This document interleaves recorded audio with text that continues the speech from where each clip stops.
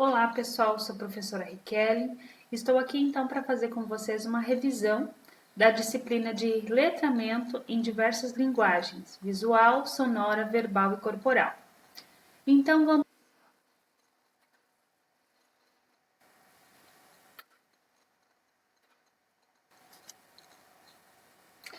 Bem, falando de letramento, nós não podemos esquecer, que nós estamos falando de linguagem. E aqui nós vamos levar em consideração não só a linguagem que a gente conhece, a linguagem verbal, a linguagem que é usada no processo de alfabetização. Nós aqui vamos trabalhar dentro de todas as outras possibilidades de comunicação e de linguagem. Então, para começar, eu trago uma imagem. Nada mais justo do que colocar uma imagem para a gente pensar de que forma essa imagem está nos comunicando, está fazendo com que a gente entenda a sua mensagem. Essa imagem, ela traz várias reflexões, traz várias interpretações. Eu imagino que traz memórias, significados, lembranças, né? E aqui a gente tem somente 3 desenhos, na verdade 4 desenhos e um nome, né? Que é de um autor, né? De um ator, na verdade, de um ator americano, John Depp. E ele tem aqui 4 nós temos aqui caricaturas, né, sem rosto, mas que remetem a 4 personagens de filmes.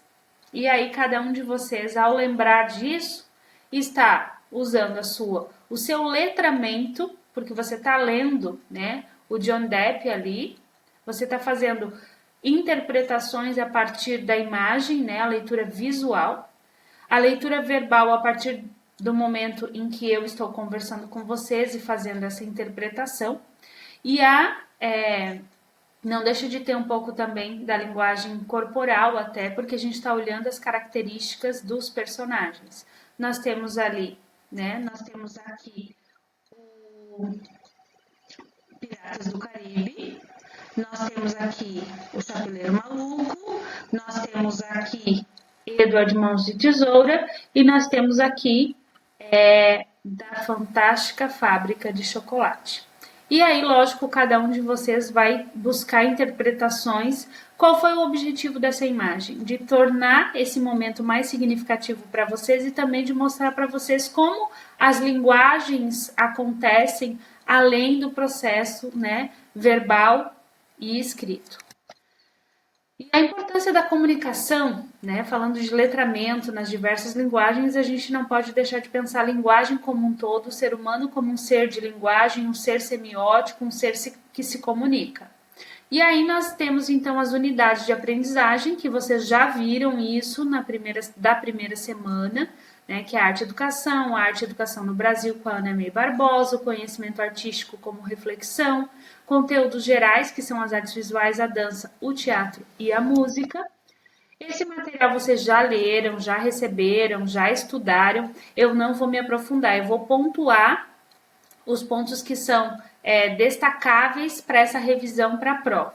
Então, na história da arte, né? Se a gente parar para pensar como o ensino aconteceu, relacionando a arte com a educação, a história da arte desde o seu início, né?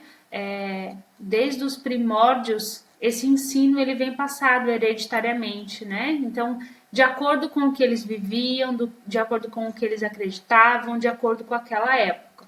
E aí nós temos estudos como de Piaget, Vygotsky, Vallon, que demonstram, né, esse processo que está intimamente ligado com a função simbólica e com as questões da afetividade. Dois campos, né, que são muito atingidos quando falamos em arte. Quando eu mostrei para vocês a imagem anterior, justamente isso, porque eu trouxe filmes, eu trouxe memórias afetivas, eu trouxe símbolos, né? Porque aqueles personagens acabam sendo simbólicos para cada um de nós. E para quem não assistiu o filme, não conhece o personagem ou não tem relação nenhuma, aí a gente mostra também como isso não afeta, como isso não comunica, como isso não faz com que exista essa afetividade e aí a função simbólica acaba perdendo, né, o seu papel. E aí nós temos também nessa unidade, né, a importância de refletir acerca do potencial crítico e criador da arte, né? Então, hoje nós temos que pensar a arte além, né, da função somente estética, né? Ela tem uma função social, ela tem uma função de realidade, de reflexão, de expressão humana. E aí nós temos, né, lógico, as técnicas, os conhecimentos que são necessários, mas isso tem que ser muito bem articulado em todas as dimensões dentro do currículo escolar, para que realmente a arte seja e faça parte desse letramento das diversas linguagens, que não fique somente a gente focado no letramento, né? No sentido de alfabetização, porque nós temos aí uma alfabetização visual também, né? Sonora, corporal. Então, por isso a importância desse letramento das diversas linguagens.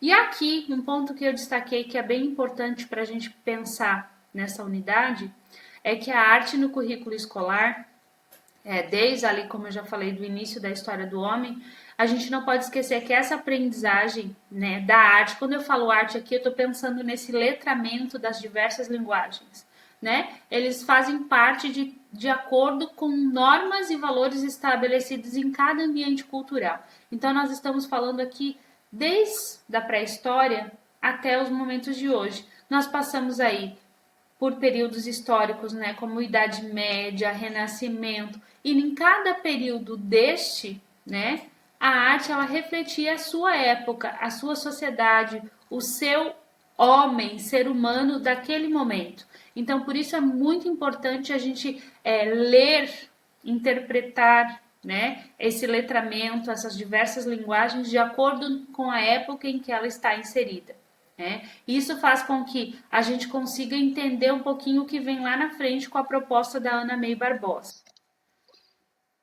E falando ainda da arte no currículo, nós temos que pensar a arte como arte, né? Então, o objeto de conhecimento da arte é a própria arte. Então, se eu vou usar as diversas linguagens aqui, se eu vou usar o cinema, se eu vou usar o teatro, se eu vou usar a dança, se eu vou usar a música, se eu vou usar a poesia, eu vou usar ela como fonte para o meu estudo da própria arte, né? E a gente não pode esquecer que a aprendizagem da arte no movimento dança exige que a criança aprenda a estrutura e funcionamento corporal por meio, né, dessas diversas formas de locomoção, deslocamento e orientação no espaço. Assim também acontece com as outras linguagens. Aqui a gente destacou a dança para mostrar como essas linguagens, né, elas precisam ter o seu campo, né, de atuação para que ela realmente seja compreendida e desenvolvida. E o educador, né, nesse ensino de arte, nesse letramento das diversas linguagens, ele precisa, né, criar contextos significativos para que o aprendiz, o aluno, ele consiga construir a sua rede de significações. Foi o exemplo que eu trouxe da imagem. Eu poderia começar falando, né, sobre o letramento, sobre as diversas linguagens, mas eu quis trazer algo que fosse significativo para vocês, né, que fosse gerar pelo menos uma curiosidade, que foi a imagem ali do filme. E durante a nossa aula aqui, a nossa revisão, eu vou trazer outras imagens para que esse momento também seja significativo. É a arte e a educação no Brasil, na unidade 2, aí vocês também já estudaram e leram sobre a Ana May Barbosa, né, o histórico, né, dessa professora que foi um marco aí no nosso ensino de arte, né, na história do ensino da arte no Brasil. E aí nós temos a história do ensino da arte no Brasil, desde o início, né, com as concepções europeias, lá com o barroco jesuítico, com o barroco que depois passou a ser um barroco brasileiro, que teve que se adequar, né, que nós tivemos lá as catequeses, né, que eram com caráter de catequese, onde a gente teve a música, o teatro muito forte nesse sentido. Na música também a linguagem musical com o canto gregoriano, que foi muito forte nesse período. Em 1808 nós temos os padrões artísticos que vieram daí vinculados ao neoclassicismo, né, com a vinda da família real. Nós tivemos também o liberalismo americano e o positivismo francês, que também influenciaram o ensino da arte no Brasil, e aí acabaram introduzindo, né, o desenho geométrico. Se vocês conversarem com pessoas, avós, né, pais, que são antes da década de 70, eles vão comentar desse desenho geométrico, que as aulas de artes eram focada nesse desenho geométrico, que lá na frente a gente vai relembrar disso, falando, né, da época das correntes históricas, né, da educação que influenciaram também o ensino de arte. E em 1920 nós tivemos aqui, né, a semana de 22 com a postura metodológica da livre expressão. Quem de nós aqui não passou ou não ouviu falar no desenho livre? Embora nós tenhamos perdido um pouco o sentido desse livre, né?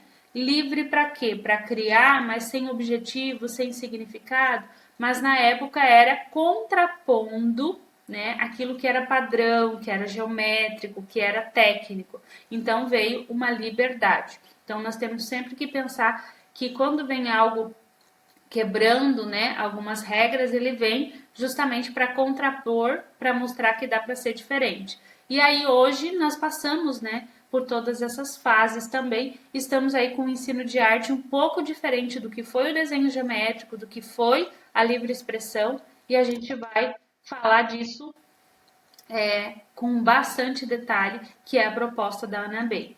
Mas antes disso, na década de 60, nós tivemos aí, né, a situação de ditadura militar que influenciou, né,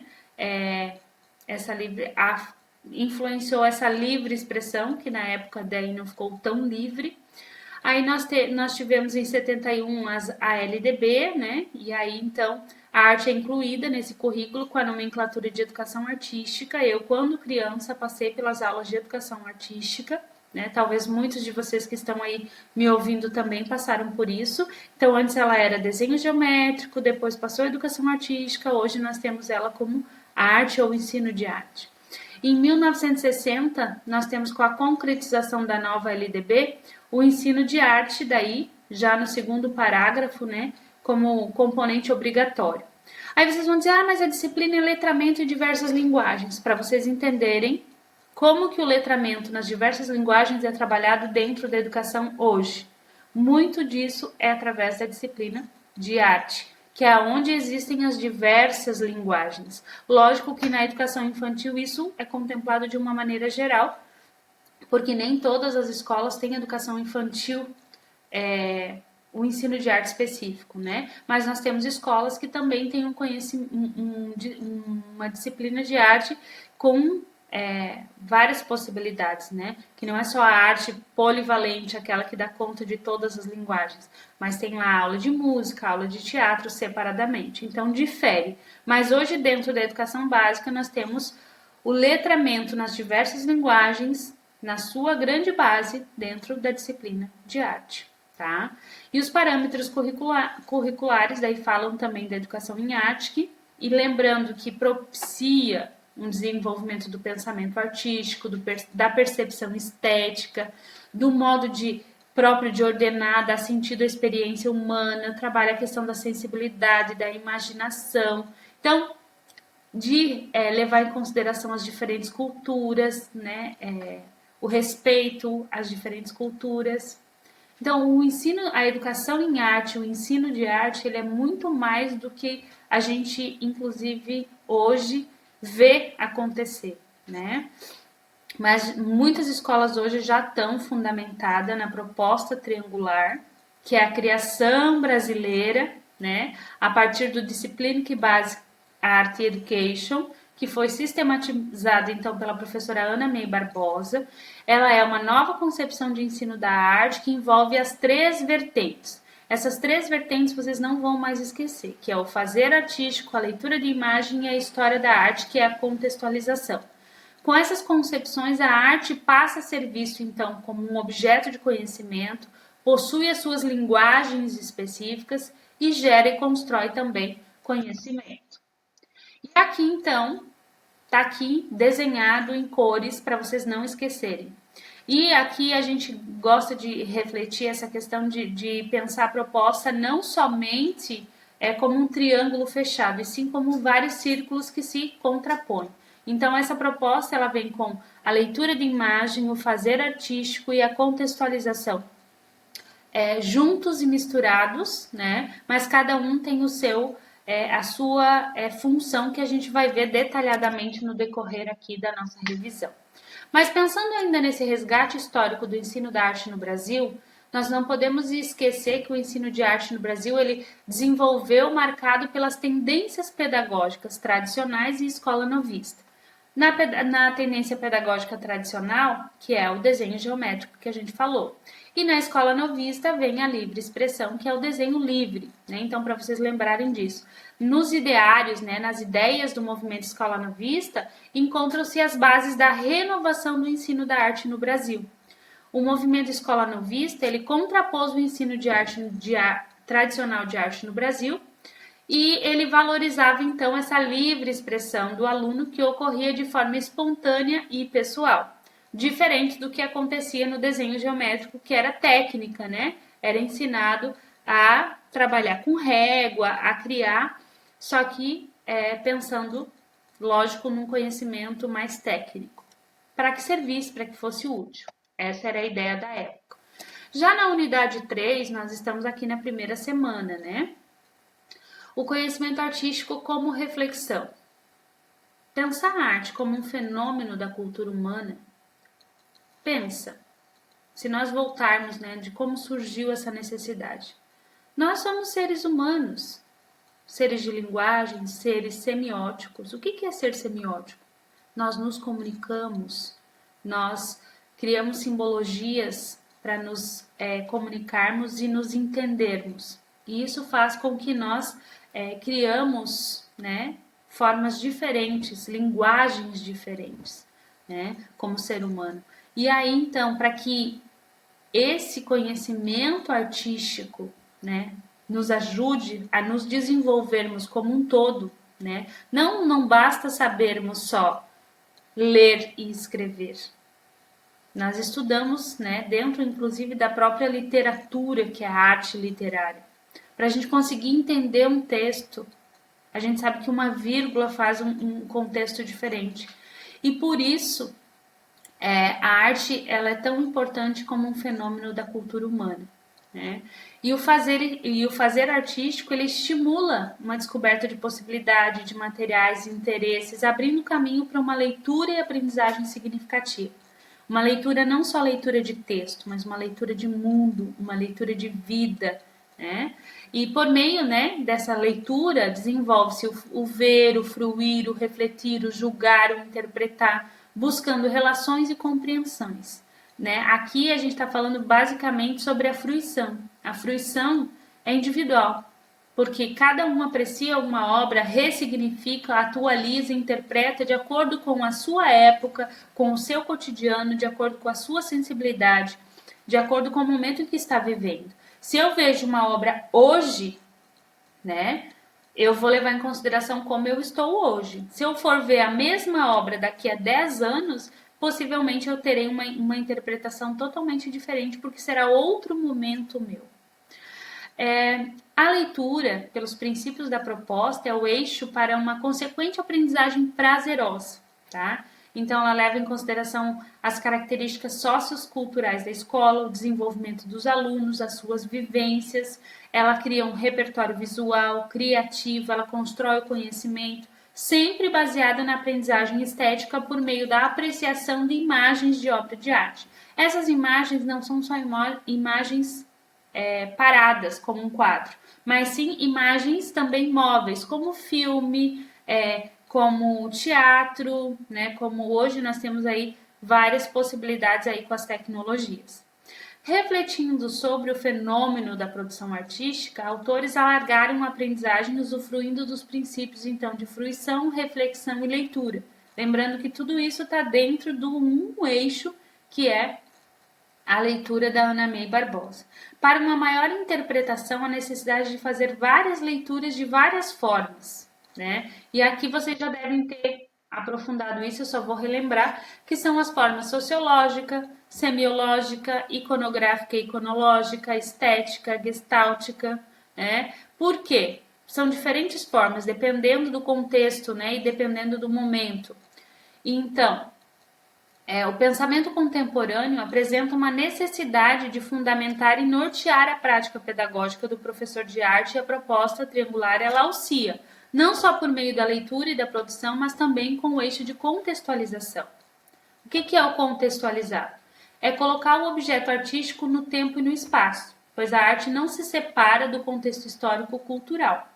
Então, quando eu falo de contextualização aqui, eu estou falando daquele momento em que o aluno estuda a história da arte, em que ele interpreta, em que ele entende, né, coloca, sabe quem é um artista, sabe da obra, as informações, a técnica, o uso de cores. Então, ele sabe que aquela realidade aconteceu naquele período, então ele consegue fazer essa contextualização. E na leitura é o momento em que ele faz, né, a leitura também, que ele se coloca nesse espaço-tempo, que ele traz o que essa imagem significou para ele. E aí nós temos também a produção, né? Que aí a produção, o fazer, é um momento em que ele vai, lógico que o professor vai conduzir esse fazer, e aí então ele vai colocar toda essa relação de leitura e contextualização numa produção. Ou ele começa produzindo, depois lê e interpreta, então não existe uma sequência única dentro da proposta triangular da Ana May. Aqui eu trago outras duas imagens, como prometido, para que fique mais dinâmica a nossa aula. Então, eu trago aqui duas construções. São casas. Que casas são essas? Vocês estão se perguntando, né? E aí, justamente, eu trago para que a gente consiga entender essa forma de leitura e fruição. Que são casas, vocês já conseguiram ver de cara, porque vocês já conseguem aí identificar a simbologia das casas. Mas não são casas qualquer, são casas de contos de fada, inspiradas em contos de fada. Que contos são esses? Né? Aí agora a gente já consegue buscar nas imagens relações, né? Como eu tenho 3 casas ali, eu tenho 3 porquinhos e um lobo. Aqui eu já tenho uma espécie de nariz, né, alongado. Então eu consigo interpretar a casa do Pinóquio e a casa dos 3 porquinhos. E aqui eu imagino que se eu deixasse só para vocês refletirem, vocês chegariam nessa interpretação por vocês conhecerem esses elementos visuais, por vocês terem no repertório de vocês, conhecerem a história, né? Então, por isso, né, tratando de alunos de pedagogia, né, tratando de pessoas que já buscaram esse caminho, né, tem essa vivência, possivelmente já leram para alguém, já escutaram essa história de alguém, já encenaram, enfim. Nós temos aqui, então, uma outra forma de a gente compreender as diversas linguagens, esse letramento das diversas linguagens. Aqui, eu não estou lendo a história dos 3 porquinhos, né? Eu não estou fazendo uma linguagem verbal, e sim uma linguagem visual. E aí, é importância também da arte e a cultura no contexto, né, da importância, o contexto e a importância social da arte e da cultura, né? A arte, então, ela é uma disciplina que é obrigatória no currículo das escolas brasileiras, porque através da arte o aluno é capaz de desenvolver várias habilidades e competências. Aí a gente está aqui falando das diversas linguagens, o letramento em diversas linguagens, né? Ampliar o nível cultural da criança, o que levará a um desenvolvimento no seu todo. É incrível, mas nós temos ainda no Brasil crianças que não que o maior acesso cultural que elas têm é por meio da escola. Então, é a escola que muitas vezes leva ao cinema, é a escola que apresenta peças de teatro, é a escola que sensibiliza pela musicalização, é a escola que faz projetos de dança. Então, é a escola que faz com que esse nível cultural do aluno se amplie. E nós temos também a arte e cultura no contexto e importância social, refletindo também que nos referenciais curriculares, tanto no RECENEI, que é da educação infantil, quanto nos PCNs, né, nós temos, em ambos, eles defendem a arte de maneira unânime como um componente curricular tão significativo quanto os demais. Esses documentos também nos lembram, né, que a expressão artística das crianças tem sido influenciada pelas questões da contemporaneidade. Né? Hoje as nossas crianças elas estão expostas aos apelos sedutores da sociedade de consumo, né? Elas reproduzem comportamentos padronizados, limitando assim a criatividade, né? Elas são conduzidas, né, por uma sociedade atual que é influenciada por modelos estereotipados, então dificultando a construção de aprendizagem significativa no ensino de arte. Então hoje na nossa formação enquanto professores, tá? Independente, eu também sou pedagoga e eu também sou arte educadora. Independente de atuação, nós precisamos fazer com que nós precisamos fazer com que o nosso aluno resgate a sua imaginação, a sua criatividade, principalmente na educação infantil, porque é na base que a gente começa, né, um bom fundamento. E aí nós temos a massificação hoje, né, através das tecnologias, através de uma sociedade de consumo. Não podemos crucificar a tecnologia tem o seu lado muito bom, tem nos salvado agora nesse período de pandemia, tanto que eu estou aqui gravando uma aula para vocês graças a essas possibilidades de tecnologia. Mas nós não podemos colocá-la como centro de tudo, né? Ela é o suporte. E aí, quando a gente faz essa inversão de valores, nós tiramos o protagonismo da humanidade, o protagonismo da criatividade, o protagonismo do ser humano de linguagem, daquele ser criativo, e colocamos a massificação, a reprodução, né, nesse protagonismo. E aí o que se perde é a criatividade artística, né, principalmente das crianças. E na unidade 4, os conteúdos gerais, então, das artes visuais, dança, teatro e música, né?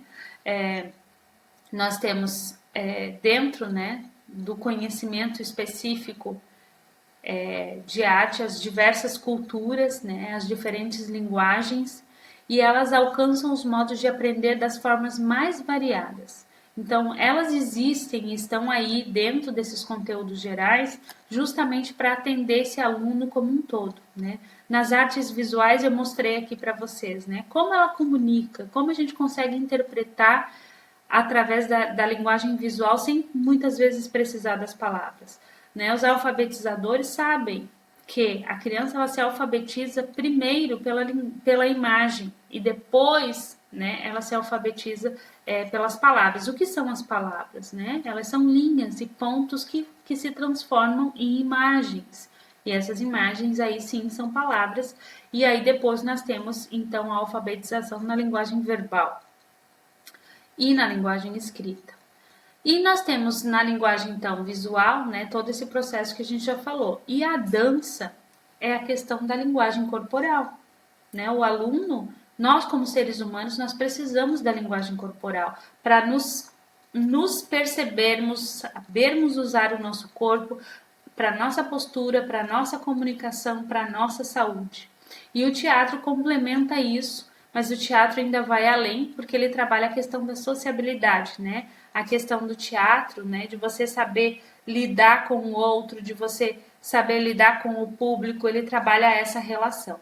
E a música, né? A música, ela é a sensibilidade resgatada, né, para nós enquanto seres humanos através da música, né? A música ela nos transporta, ela nos faz entrar para dentro de nós e ao mesmo tempo nos relacionarmos também com o ambiente em que estamos. Então a música, ela aprofunda, digamos, todas essas relações. E aqui eu trago uma imagem para a gente refletir sobre, né, essas diversas linguagens. Aqui a gente está vendo, né, a questão da corporeidade numa breve encenação, seria um cenário de uma obra do Ivan Cruz. A gente vê pela leitura da imagem que é uma escola, né, com poucos recursos ou, né, de uma comunidade talvez mais periférica. E aí tem algo nessa imagem que me chama a atenção e eu gostaria que vocês também observassem.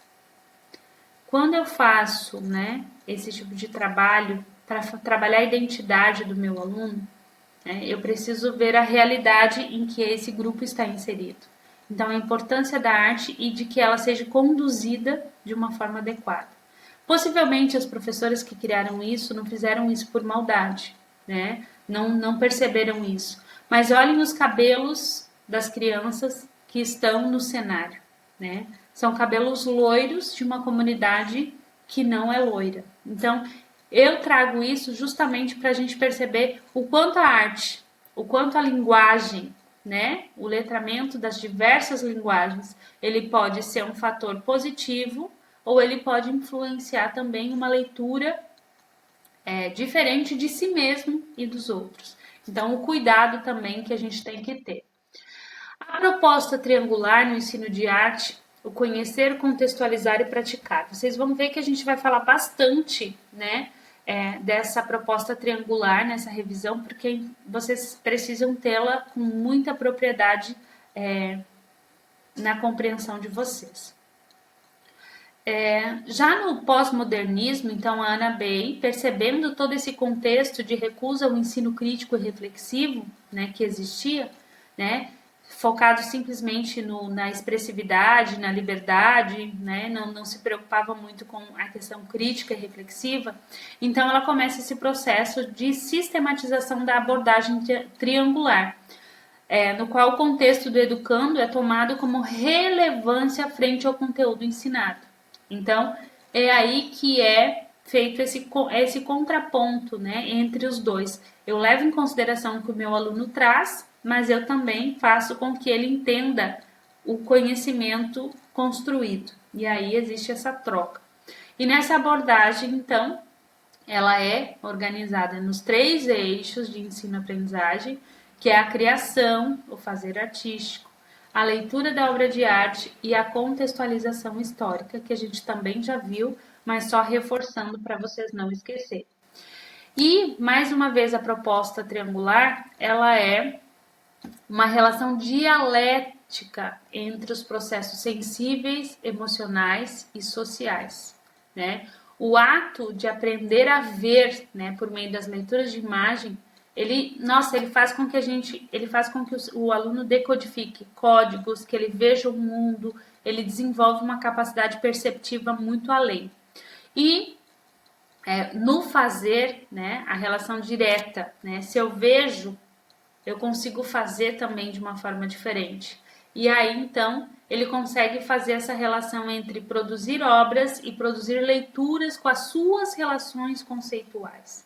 E aí a gente tem a conhecida e famosa releitura, né, de obra de arte. E que aí a gente pode falar um pouquinho de releitura, né, antes de seguir. As releituras, elas foram por muito tempo confundidas com réplicas, com cópias, com os desenhos.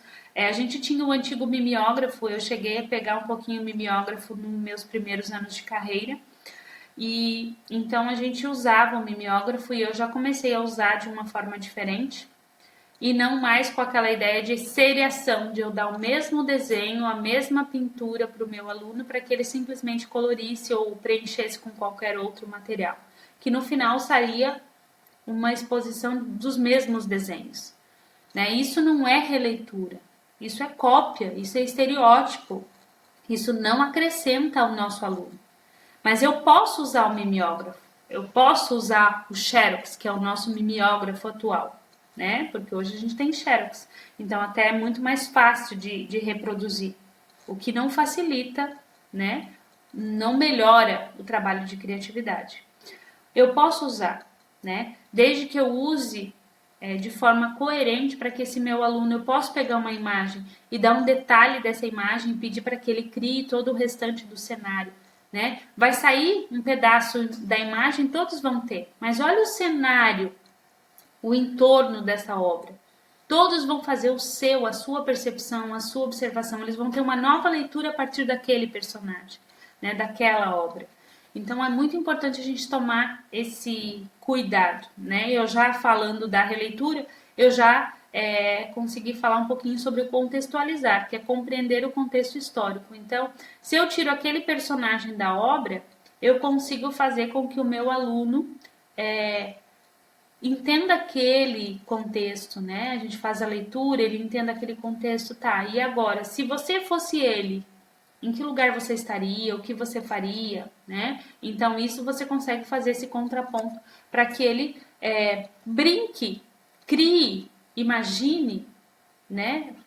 Pense sobre a sua realidade e sobre a realidade daquela obra, daquele artista, daquele contexto em que existiu.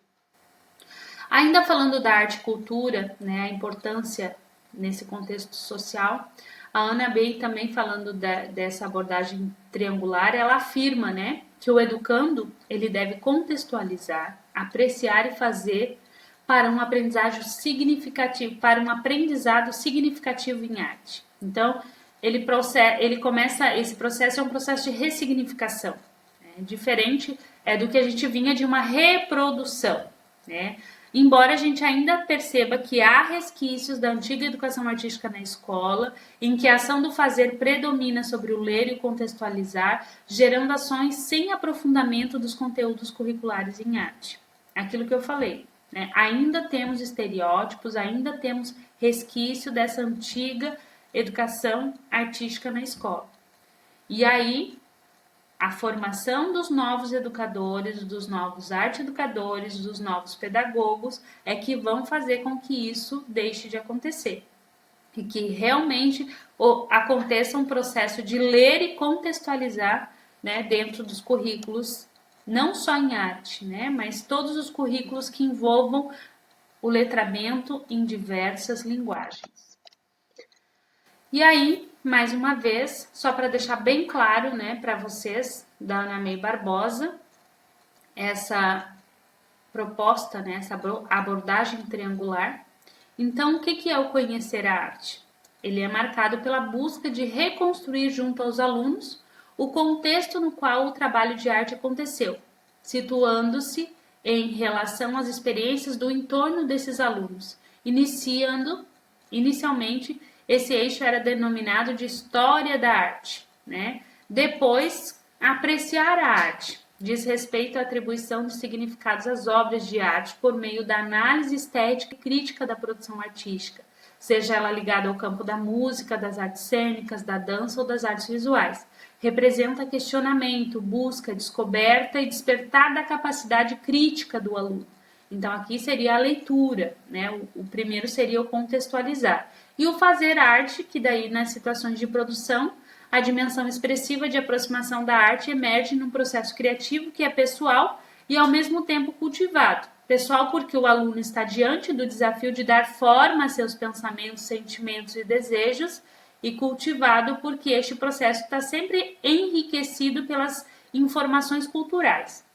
O aluno se conscientiza de suas capacidades de elaborar imagens, experimentando os recursos da linguagem, técnicas existentes e a intervenção de outras formas de trabalhar a sua expressão criadora, né? Então, aqui é só a gente está conceituando profundamente, né, o que seria a leitura, a contextualização e a produção. É importante vocês compreenderem e saberem identificar cada um desses eixos dentro da abordagem triangular. E agora, então, nós vamos para a unidade 2, né, que é a segunda semana.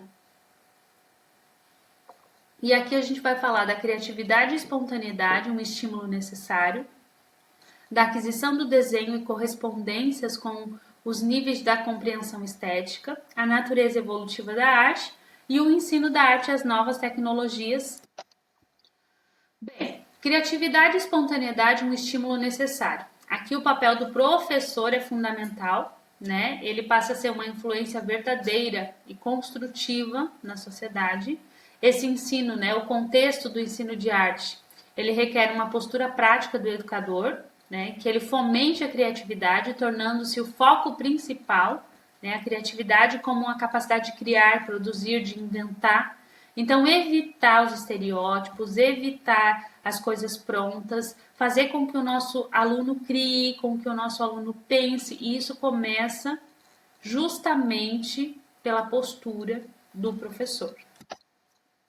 E a capacidade, então, criadora, né, através da arte, faz com que o ato de desenhar ou pintar seja carregado de significados e reflita para além do efeito visível, né? Um retrato da criança, pois tudo que ela desenha diz respeito às experiências anteriores em relação ao objeto de desenho.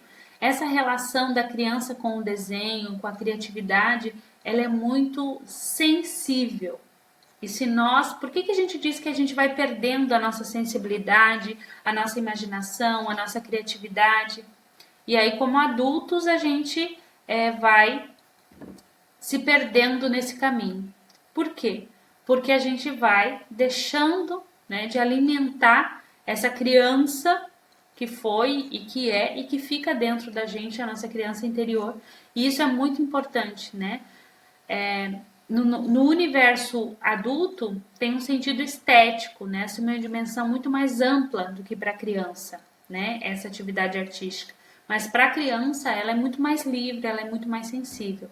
Então, ao observarmos a produção artística de uma criança, percebemos indicativos do seu desenvolvimento emocional, intelectual e o desenvolvimento perceptivo também.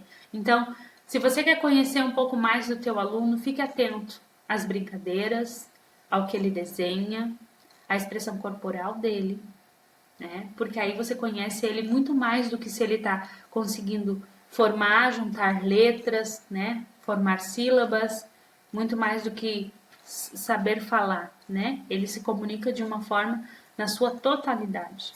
Então, vamos estar atentos a essa capacidade criadora dos nossos alunos.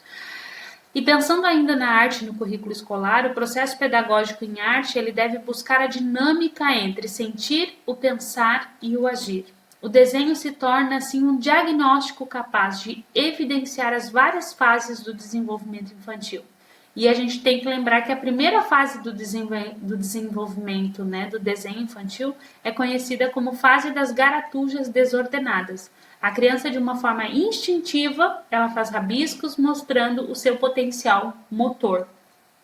E aí a gente tem que lembrar, né, sempre de levar tudo isso em consideração, falando de processo criativo, falando de linguagens, de diversidade de linguagens e de letramento.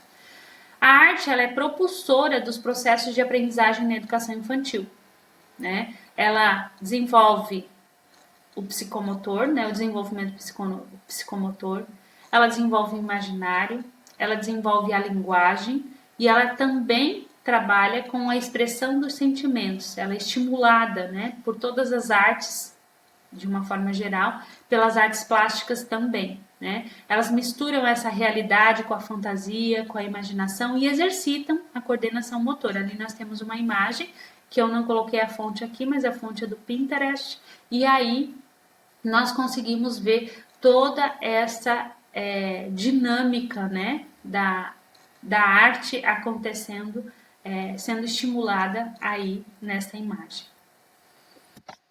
E a arte como propulsora também dos processos de aprendizagem na educação infantil, nossa, falando de educação infantil, nós não podemos deixar de pensar que ela não deve ser abreviada a pequenos momentos ou atividades oferecidas pelo professor. Ainda que a oralidade e a escrita sejam o foco da alfabetização, a arte, as diversas linguagens, o letramento nas suas diversas linguagens, ela é essencial ao trabalho do alfabetizador. Ela, no caso a arte ou essa linguagem, ela é inerente ao sujeito, pois ele é naturalmente criativo e imaginativo. Só que aí nós vamos vendo o nosso aluno crescendo e perdendo, né, esse lado naturalmente criativo e imaginativo. Na visão contemporânea, a arte na educação tem como alguns dos seus objetivos que auxiliar o desenvolvimento da reflexão e da construção cognitiva da criança.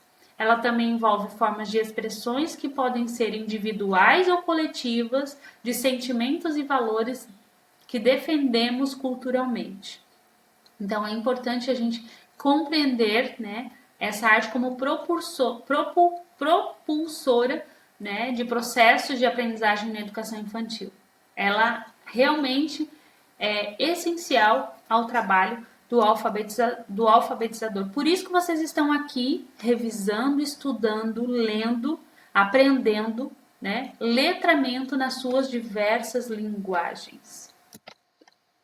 E como o aqui anteriormente falava, né, que o sujeito, no caso o ser humano, ele é naturalmente criativo e imaginativo, quem de nós aqui nunca brincou de imaginar formas nas nuvens? Eu estou vendo naquelas nuvens um elefante. Você também está vendo?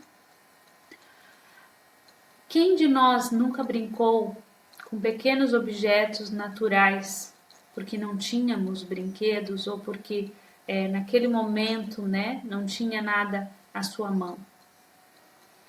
Gravetos viravam jogos, viravam bonecos, viravam cerquinhas, pedras, né, viravam brinquedos. E aí? Como anda a nossa imaginação? Vamos pensar, e a realidade da nossa criança hoje? Como está? E aí nós vamos falar agora também da aquisição do desenho e correspondências com os níveis da compreensão estética. Falando de estética, é uma compreensão bem filosófica, né? Mas dentro da educação estética, dentro das diversas linguagens, nós temos o desenvolvimento do desenho, né? E o desenho, ele pode ser um desenho de ação, um desenho de imaginação, um desenho de imaginação 2, né? O desenho de apropriação e o desenho de proposição. Eu não vou discutir detalhadamente cada um deles, porque vocês também já leram, já estudaram esse material, e eu vou focar, né? Eu fiz questão de trazer na íntegra o material que vocês também tiveram para a gente poder revisar. Né? E quando a gente fala de desenho, a gente não pode ficar limitado, né, o papel ao lápis, ou a caneta, ou lápis de cor.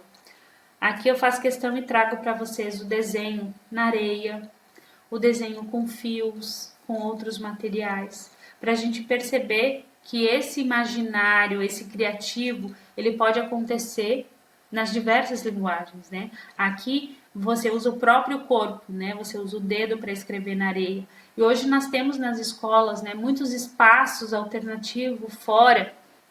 E aí a gente muitas vezes fica limitado ao espaço dentro, ou ao material comprado, ao material pronto, né? Então, menos é mais. Menos materiais prontos, mais criatividade, mais imaginação. E dentro dos fundamentos estéticos e artísticos de uma educação escolar em arte, nós temos como importante que os alunos compreendam o sentido do fazer artístico em suas experiências de desenhar, de cantar, dançar ou dramatizar, que não são atividades que visam distraí-los da seriedade das outras disciplinas. Isso é muito sério. A partir do momento que ele compreender que isso faz parte do seu desenvolvimento, ele passa a valorizar também aquilo que ele faz com o seu corpo no teatro, com o seu corpo na dança, né? A música que ele cria, a materialização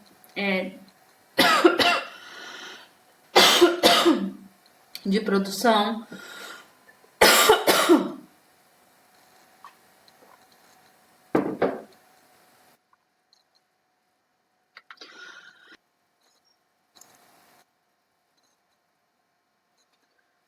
Então, os alunos, por meio do convívio com o universo da arte, percebem que a aprendizagem artística pode ser uma forma de experimentação poética, que a experiência da arte pode ser uma forma de comunicação entre as pessoas.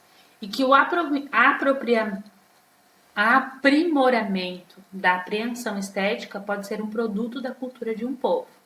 Então é importante que os alunos, por meio do convívio com o universo da arte, consigam perceber, né, que eles têm uma forma de experimentação poética, que eles têm uma forma de comunicação entre as pessoas, que essa experiência pode facilitar isso e que eles consigam ter uma apreensão estética, né, por meio da produção, né, do produto da cultura de um povo. Ele consegue aprender com o que o outro fez e o outro consegue aprender com o que ele fez.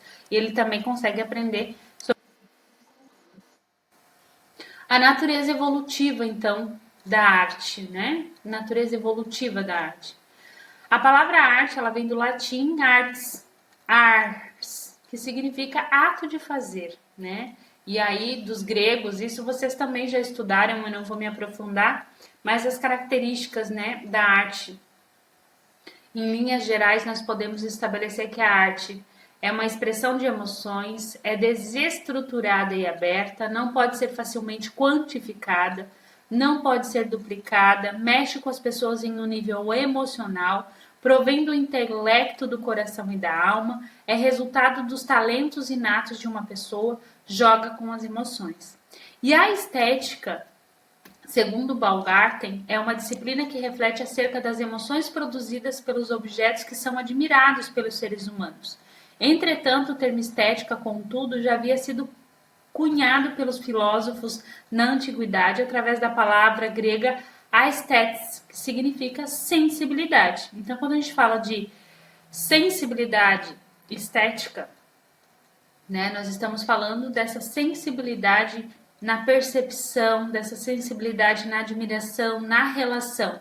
Né? Quando eu olho para uma imagem, para um objeto, eu faço a minha relação com ele, a minha sensibilidade com ele. Né? Então, eu estou fazendo uma apreciação estética. Aqui, falar de uma apreciação estética, né? Acho que a gente precisa ter uma apreciação estética. Aqui nós temos uma foto, que é embaixo a figura 2, que é uma criança nua de 9 anos fugindo de um ataque de Nepal, no Vietnã, 1972. E acima nós temos uma figura de Bansky, Bansky Napal, de 2004. Ele fez aqui uma crítica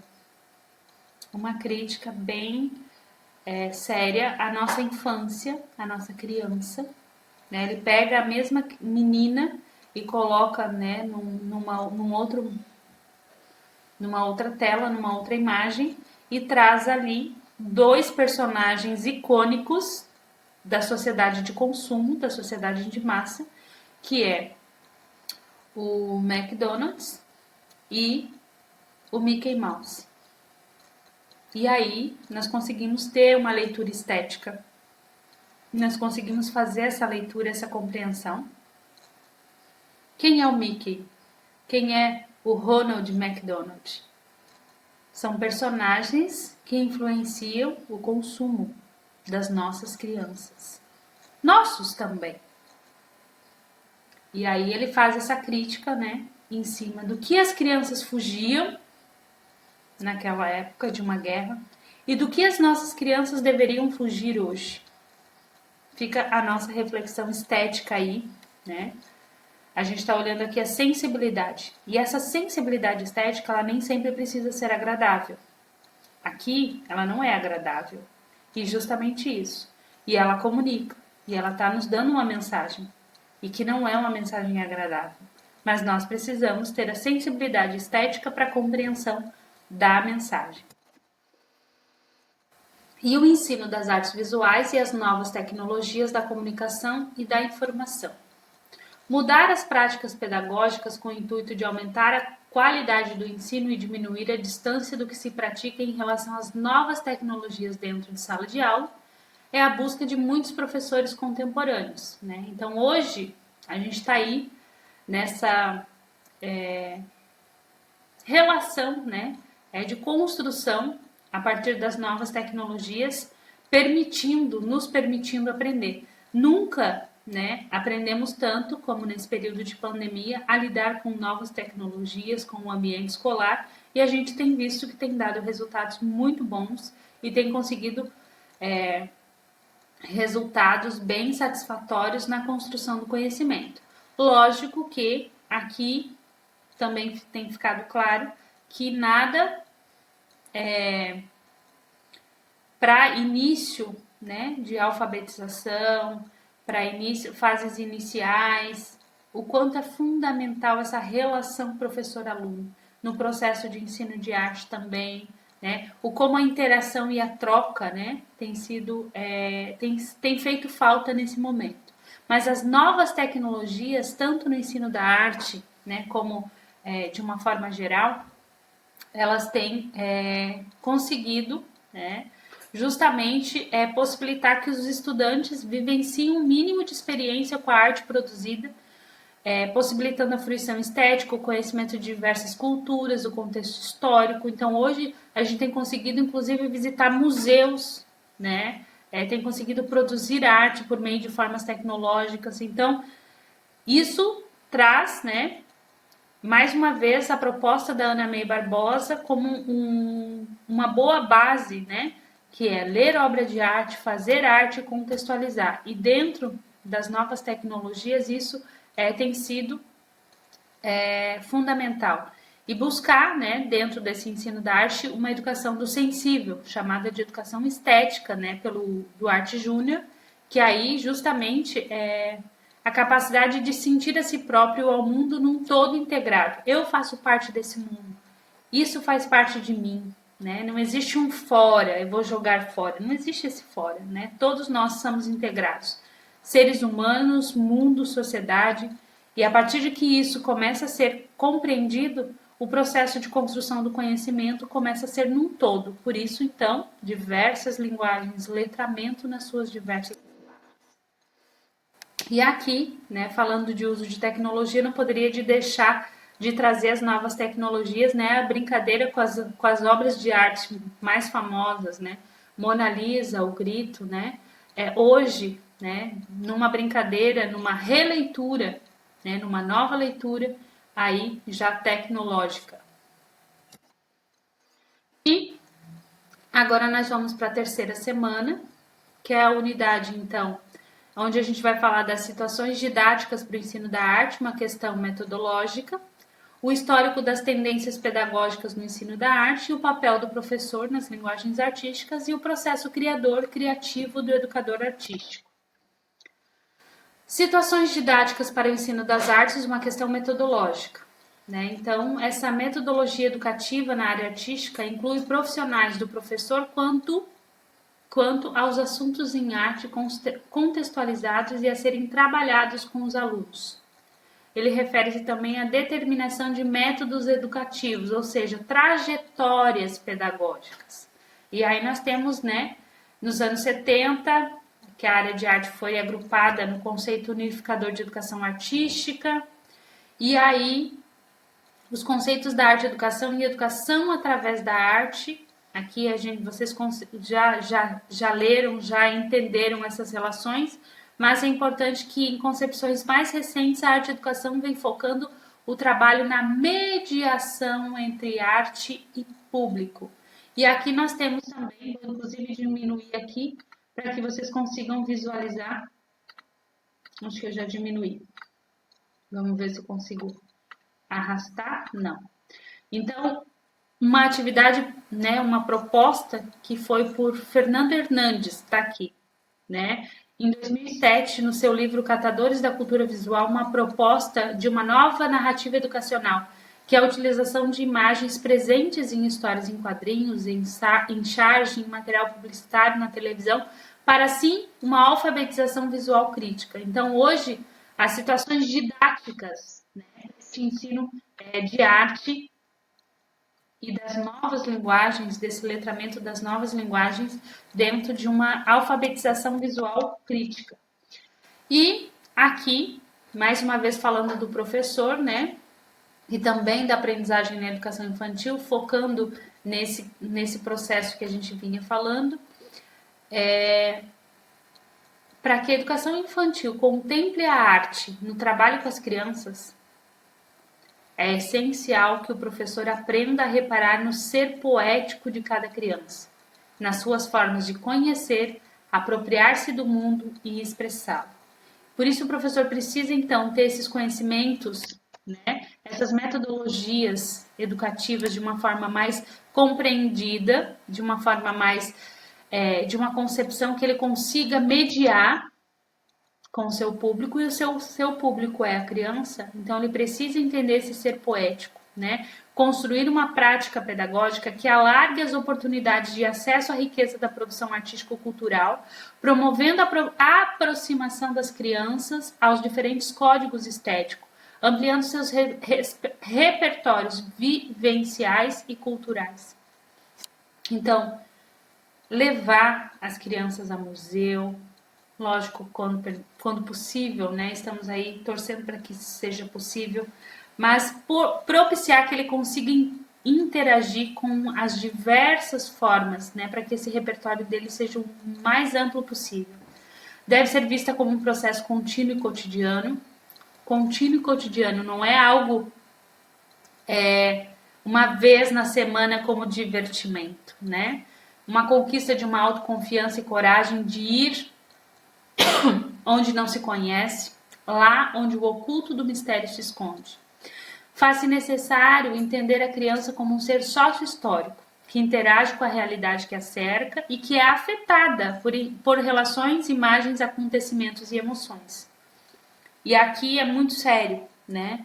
Entender que a criança é um ser histórico, que ela já tem um histórico construído na sua família, na relação social em que ela vive, no grupo social em que ela interage, e que ela traz isso para a escola, e que a escola, né, tem outras relações, e que nessa construção ela também está interagindo, está aprendendo. E eu preciso levar isso em consideração. Eu não posso, né, mais imaginar que essa criança não traz nada. Já foi esse período, né, que a gente já estudou e viu isso, né, na história da educação.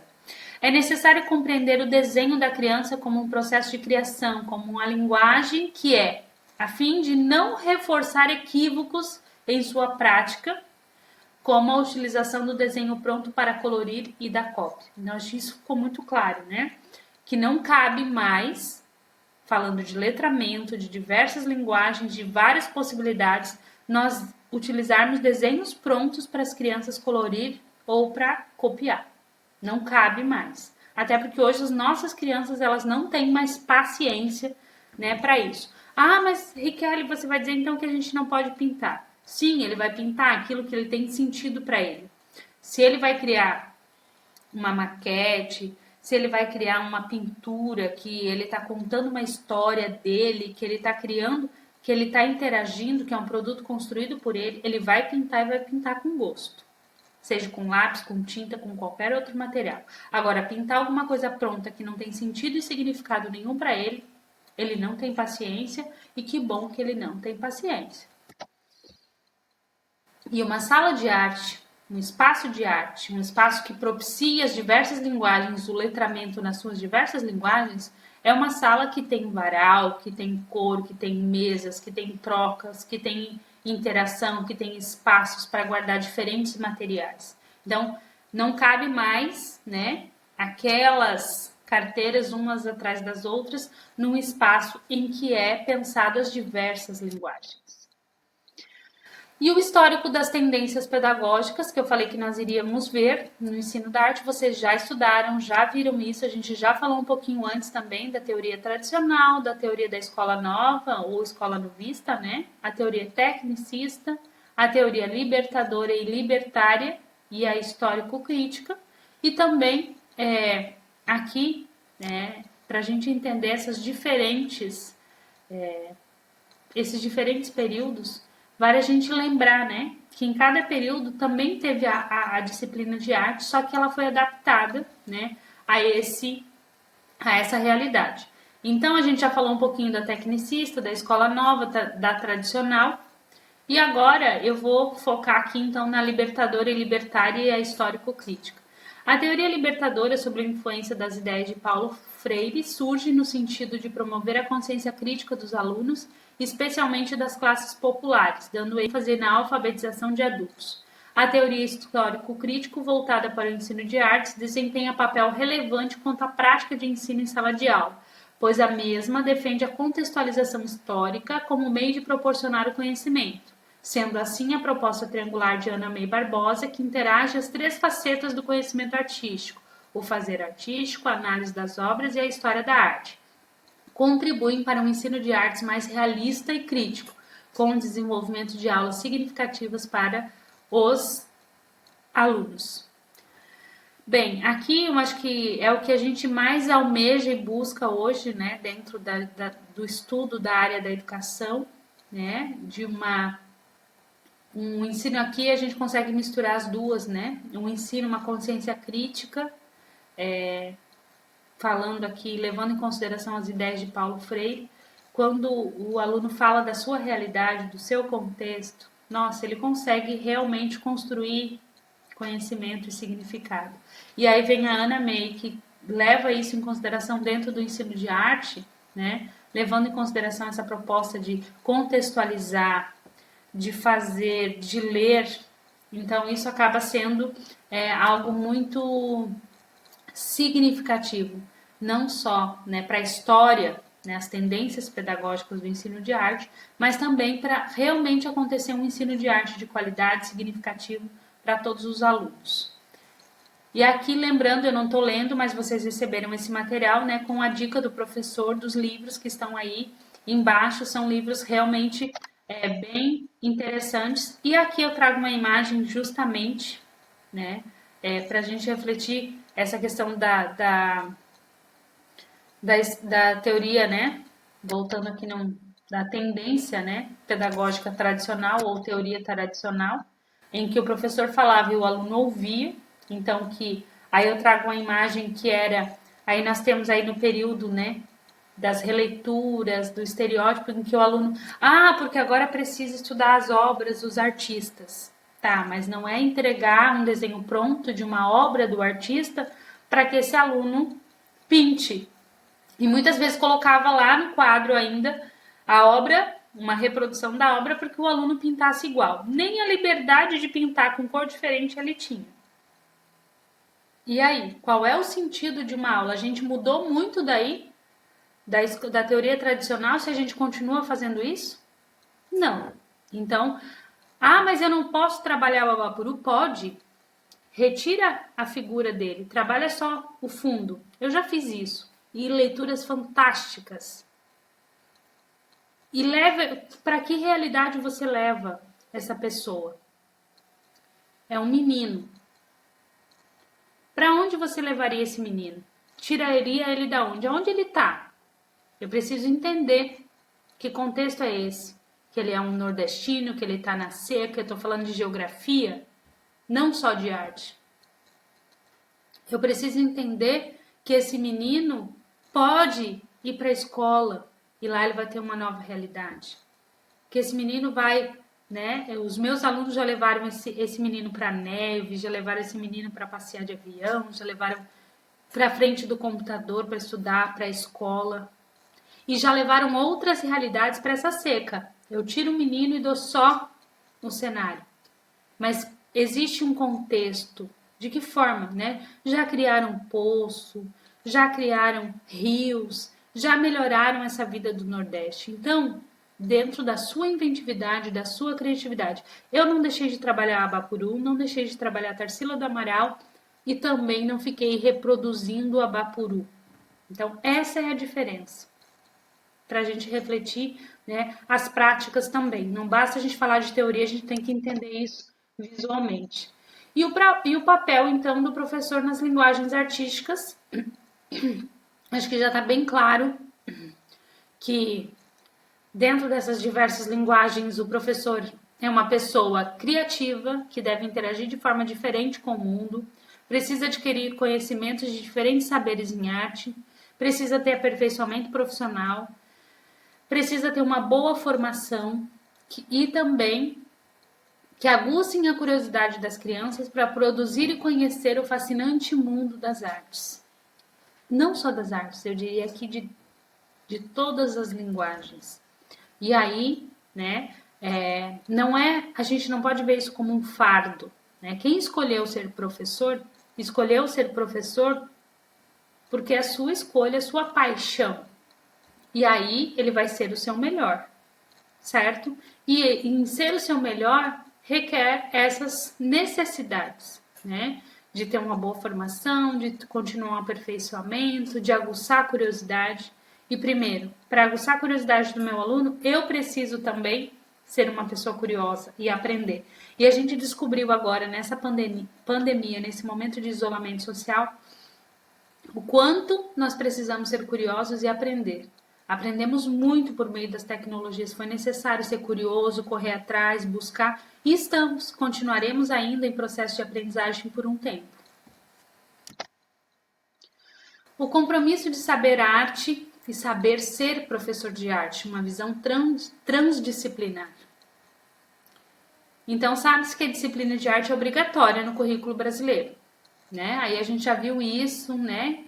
Então, o professor de arte, ele precisa saber ensinar arte de extrema importância. E se fala no âmbito da educação infantil que a ampliação dos repertórios vivenciais e culturais das múltiplas linguagens da infância. Se fala disso. Porém, o que se presencia é a simplificação e o empobrecimento da arte, em uma versão escolarizada no fazer, visando a um produto, colocando em ação o mesmo para todos e o sigam o modelo. Aqui eu vou ser categórica. Se você for ser um professor para ser assim, para empobrecer a criatividade do teu aluno, não seja.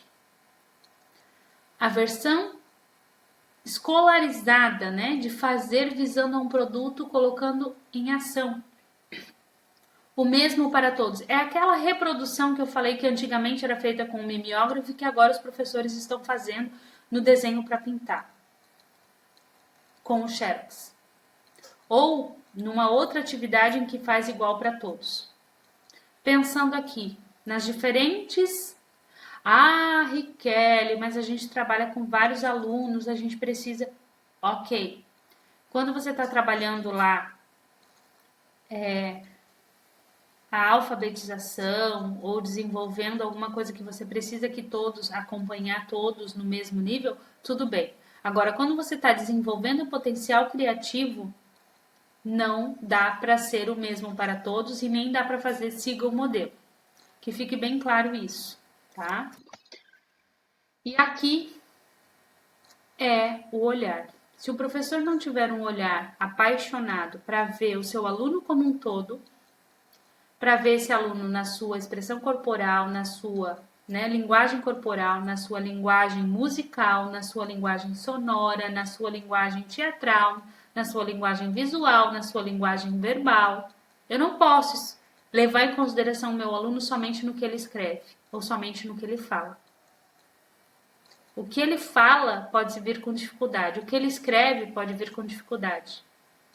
Mas a sua corporeidade, o seu desenho, a sua linguagem visual pode já estar comunicando de uma forma mais completa. Não estamos aqui dizendo que uma é melhor ou outra é pior. Nós precisamos olhar como um todo. A dificuldade de escrita pode ser suprida ou pode ser conduzida por uma linguagem visual, né? E vice-versa, né? Então, aquela linguagem que está com dificuldade, ela pode ser trabalhada a autoestima, ela pode ser trabalhado o olhar, né, do aluno para que ele consiga se perceber como capaz e superar aquela dificuldade que ele tem lá na frente, certo? Então, o olhar do professor faz toda a diferença. O processo criativo, né, do educador artístico. Aqui a gente fala dos parâmetros curriculares nacionais, da imaginação criadora, que é a fonte originária da criatividade, a criatividade como um campo interdisciplinar, né, que surge aí como novos fenômenos através da capacidade de investigar possibilidades e não apenas reproduzir relações conhecidas. e aqui o professor, né, que tem a capacidade, né, ou tenha a necessidade de desenvolver essa capacidade no aluno de formular hipóteses, julgar, justificar e contextualizar julgamentos diferentes acerca de imagens e de arte. Então, ele pode também olhar, né, o trabalho do outro. A gente vai falar um pouquinho disso ainda no processo de avaliação. Os alunos devem ser guiados a relacionar-se com a arte na qual esta interfere em seus pensamentos e hábitos simples, levando-os a algo criador, né? Então aqui é importante levar essa capacidade, observar essa capacidade de ver, observar, descobrir, analisar os fatos, tornando cada momento uma de formação humana. Então é muito claro. Eu preciso levar em consideração esse todo na formação humana, né? Quando eu estou falando de formação humana, eu estou falando de formação de base, né? Desde a educação infantil, as séries iniciais, séries finais, ensino médio. Então, é uma complementação dessa formação. E a base está na educação infantil. Né? Então, essas mentes, essas crianças, elas precisam entrar nesses mundos diferentes, nesses desafios, enfrentar, posicionar-se, determinar, procurar novos caminhos, né? Desbloquear para que isso ocorra, né, de forma criativa, imaginativa e realmente ele consiga ter um bom processo criativo. Aqui, pensando nos parâmetros curriculares, nos RCNEs, a gente não pode esquecer que a espontaneidade do desenho baseado na bagagem que as crianças possuem ou estão adquirindo, né? Então, eu não posso deixar de considerar essa espontaneidade, tá? Então, de acordo com o Referencial Curricular Nacional para a Educação Infantil, os objetivos do trabalho com artes visuais são ampliar o conhecimento de mundo que possuem, manipulando diferentes objetos e materiais, explorando suas características, propriedades e possibilidades de manuseio e entrando em contato com formas diversas de expressão artística, comunicar e expressar pensamentos e sentimentos por meio de todas as expressões das artes visuais. Colagem, pintura, desenho e escultura. E eu não posso esquecer que a espontaneidade do desenho, ela é baseada na bagagem que a criança possui ou está adquirindo, né? E não somente naquilo que eu espero, e sim na bagagem dela. E no ensino da arte, nos parâmetros ainda curriculares nacionais, lembrando que a arte, né, são 3 considerações sobre o ensino de arte como objeto de conhecimento. A manifestação artística tem em comum com o conhecimento científico, técnico ou filosófico seu caráter de criação e inovação.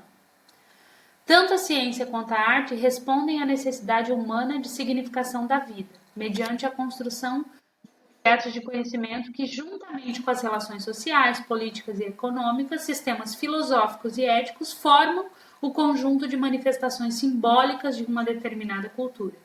Ciência e arte são produtos que expressam as representações imaginárias das distintas culturas que se renovam através dos tempos, construindo o percurso da história humana. Então, elas caminham juntas, ciência e arte, e não diferente do que a gente vinha até então, muitas vezes, aprendendo, né? E aqui, para a gente refletir tudo que a gente já viu até então, Agostinho, não vamos mais tolerar os seus atrasos na aula de expressão artística. E onde está o olhar para o todo que a gente conversou até então? O que o Agostinho estava fazendo no parque, na areia? Eu só considero produtivo, ou eu só considero o meu aluno dentro da sala de aula sentado atrás da carteira? Ou eu tenho o meu olhar para o meu aluno desde o momento em que ele está no parque, a sua expressão, a sua corporeidade? Aqui, lógico, foi ele produziu algo, uma réplica do Pensador de Rodin, mas aqui lembrando que é uma charge, então foi para realmente chamar a atenção. Mas o meu aluno muitas vezes ele constrói castelos, parques, fazendas lá no campo de areia e muitas vezes o professor nem passa por lá para ver e não faz registro fotográfico, não considera isso no processo de evolução e de desenvolvimento do meu aluno. Então, fica aqui para a gente pensar e refletir. E pensando na avaliação em artes, ou nessas diversas linguagens que a gente tem falado, causa ainda uma inquietação, porque a gente fala, né, de avaliação, a gente sempre pensa na classificação numérica. Então, ainda hoje nós temos essa classificação numérica, que é o nosso sistema de avaliação, nosso sistema de ensino exige isso, né? A nossa sociedade também tem essa cobrança. E aí, dentro de arte, dentro das diversas linguagens, o exemplo dos demais educadores precisa, né, ter essas referências bem claras, objetivas e contextualizadas quanto à prática avaliativa.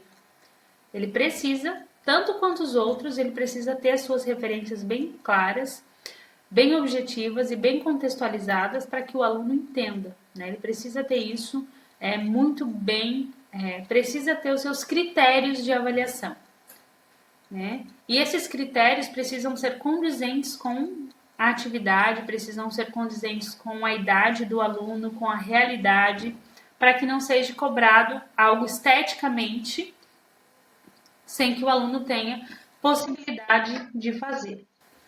E uma coisa bem importante que eu fiz questão de destacar, os alunos, eles devem participar da avaliação de processo de cada colega, inclusive manifestando seus pontos de vistas, o que contribuirá para ampliar a percepção do processo de cada um em suas correlações artísticas e estéticas.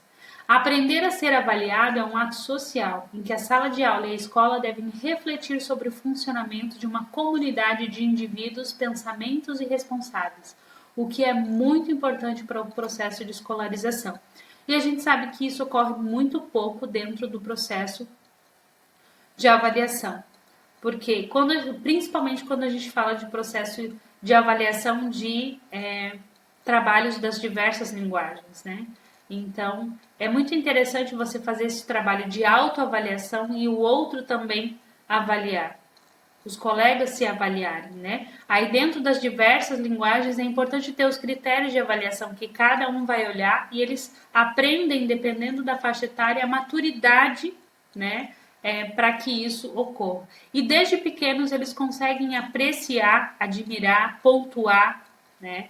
E isso é uma coisa que se ensina, né? O respeito ao trabalho do outro, a valorização, saber pontuar, saber falar sobre o trabalho do outro. Isso faz muito sentido dentro do processo de escolarização, desde que conduzido de forma correta e coerente.